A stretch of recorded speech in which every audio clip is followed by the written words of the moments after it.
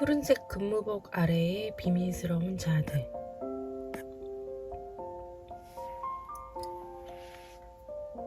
나는 오가는 잡담에 귀를 기울이지 않고 신입들을 자세히 살폈다.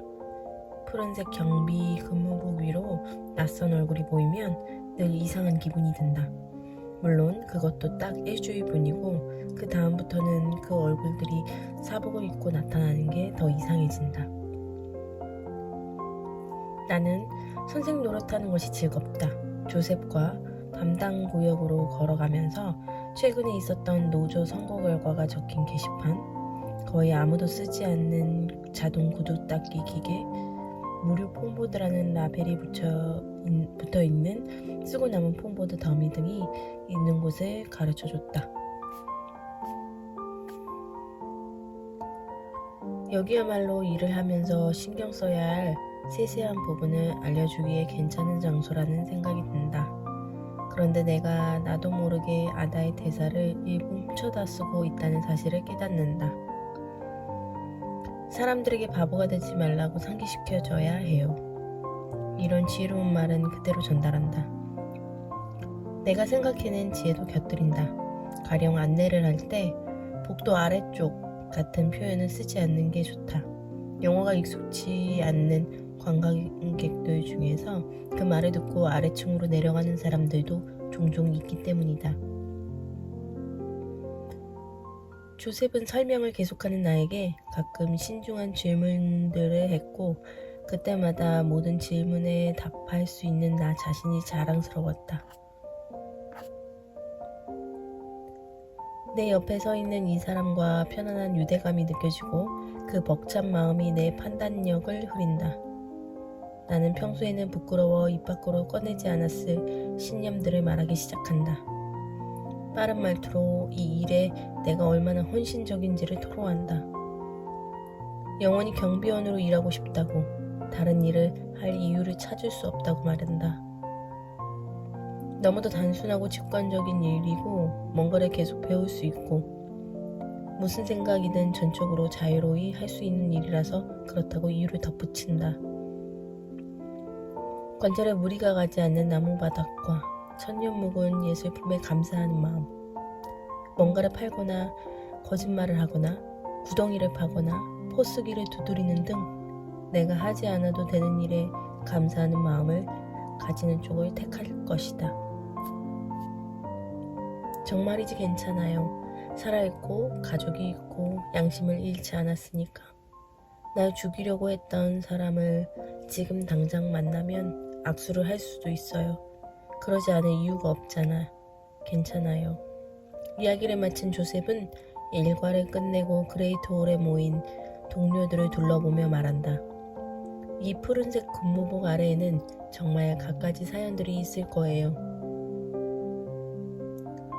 요즘은 이런 대화에서 내 몫을 다하고자 의욕을 가지고 노력한다. 그리고 서서히 대화를 유지하는 방법을 배우고 있다. 날마다 산타나가 요즘 꽤 괜찮죠? 같은 말을 건네기 위해 평소보다 야구 뉴스를 더 신경 써서 확인한다. 정치, 음악, 책, 직장 이야기를 나누고 특히 다들 즐겨하는 직장에 관한 불평을 할 때면 약간 과장된 표현을 하는 것도 스스로에게 허락한다. 바로 그런 불평이야말로 유대감을 형성하는 토대이기 때문이다. 그중 어느 것도 내 성격 자체를 왜곡하는 것은 아니지만 나만의 사고에서 벗어나 다른 사람들의 주파수대로 들어가 의사소통할 수 있도록 도와준다.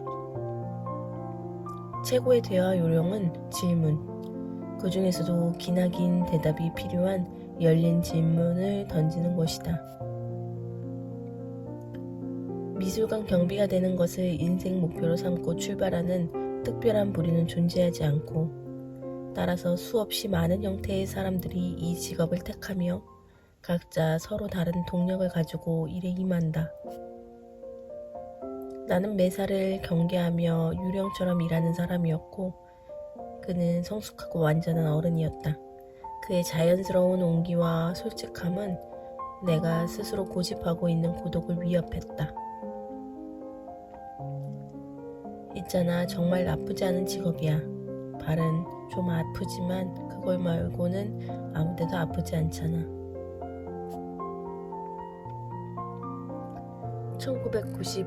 1994년부터는 줄곧 매트에서 일하며 특유의 꼼꼼함과 신중함으로 그녀를 아는 모든 사람에게 좋은 인상을 남겼다. 풀타임 직장에서 일하면 창작도 포기하지 않는 건 정말 풀타임으로 일을 하는 거예요. 그녀가 말한다. 해야 할 일을 다 하고 거기에 더해 허세까지 부리려면 진짜 힘들어요. 오해하지 마세요. 허세를 부리는 예술을 반대하는 건 아니니까요. 그냥 난 그런 걸 할 시간이 없을 뿐이라는 얘기예요. 그녀가 이야기하는 동안 나는 예술과 거리가 먼 수십 명의 동료들이 잡지를 한 장 한 장 넘기며 읽고 축하하고 웃고 공연에 귀를 기울이고 서로 등을 뚝 치며 인사하는 모습을 보면서 스스로가 긍지 높은 경비원이라는 사실을 절감한다. 내가 경비원 근무복 아래 비밀스러운 자아를 숨겨오고 있었던 것일까? 물론이다. 경비원이라면 누구라도 어두운 푸른색 근무복 아래 슬쩍 숨겨둔 비밀스러운 자아 하나쯤은 갖고 있기 마련이다. 다른 경비원들과 대화를 나눌 때마다 그 사실을 조금씩 깨달아간다.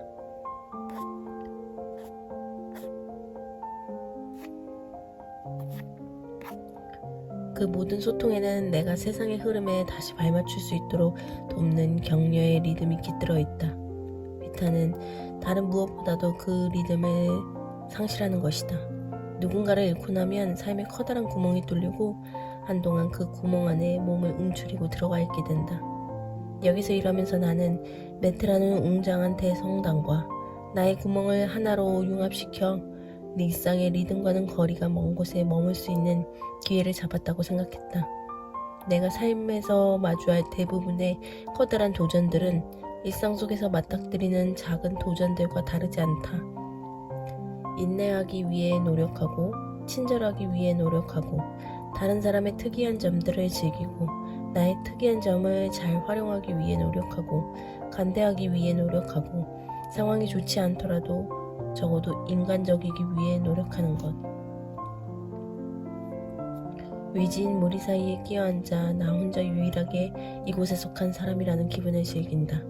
계단에 편히 자리를 잡은 나는 재킷 단추를 열고 클립으로 부착하는 넥타이를 떼고 공중에서 이런 나를 내려다보면 얼마나 멋진 한 폭의 그림으로 보일까 생각한다.